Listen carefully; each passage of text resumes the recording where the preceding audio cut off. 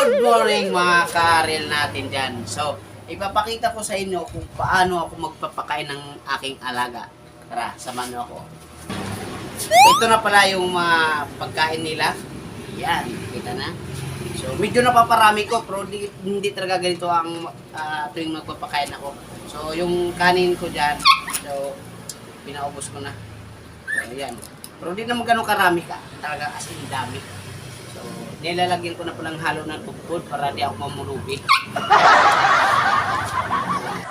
Yan guys, ipapakita ko sa inyo kung paano sila papakainin. Wow! Parang sayang-saya silang dalawa. Para pag takam na takam talaga sila. So, ito. Sky Chusay! Yan. May dance stick po kasi ako. May dance stick kami na eating namin. Kasayaw lang ako, tapos nasunod sila.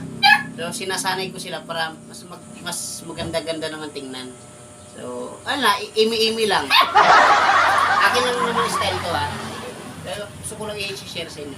Ito, panoorin nyo ha. Sky, Chuchay, anong dance step natin? Ang open it natin?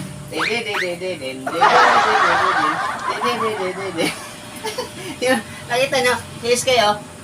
Si Chuchay, oh yan oh.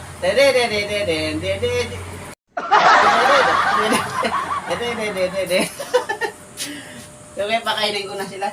Ito ay Sky, Chuchay.